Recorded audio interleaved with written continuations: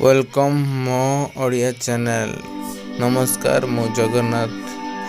बंधुगण आज आम एक महत्वपूर्ण विषय वस्तु उपर आलोचना करिबा जहाद्वारा आम जापर सकाल समय बासी मुहर पानी पीवा द्वारा आम शरीर में कौन होता है। बंधुगण पानी आम जीवन पाई बहुत जरूरी होता है, किंतु आमे बासी मुहर जदि पानी पी थाउ ताहेले आम मुहर थिबा बासी लाल आम पेट को जाई थाए एवं यह आमको अनेक रोगरू बचाई थाए।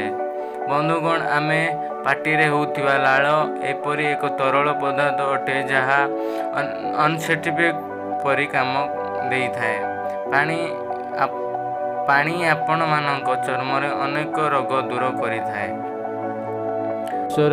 बहुत कम लोक ही जानती। ताहेले बंधुगण आसंतु जानिबा पानीर उपकारिता विषय।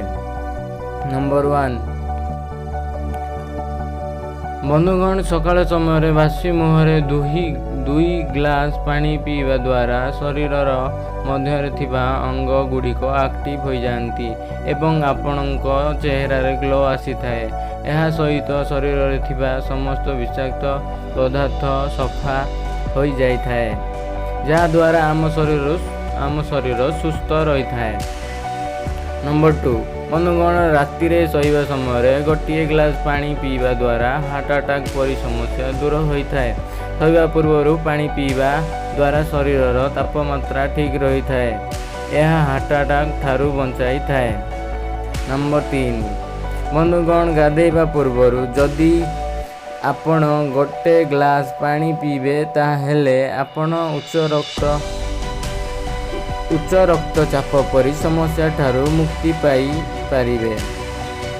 जदि कहार उच्च रक्तचाप आदि समस्या रहुछि ताहेले सेमानंकु मध्य यार निर्देश दियंतु।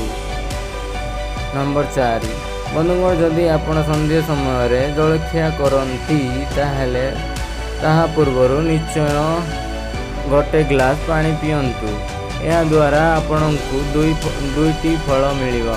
प्रथमटे होउछि पानी पीवा द्वारा आपण अधिक जलखिया करि पारिबे नाही, जद्वारा आपण मोटापण शिकार हेबे नाही। या द्वितीय फल होउछि आपण जहा खाउछन्ति ताहा निश्चय तेलर तैयारी होइथिबो। जदि आपण खाइबा पूर्व गोटे ग्लास पानी पीबे तेबे आपणको खाद्य मध्य हजम होइजिबो और आपण सुस्थ रहिबे।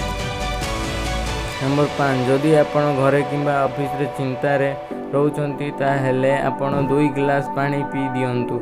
यह आपण मानकर मुंड को ठंडा रखिबो एवं आपण आराम अनुभव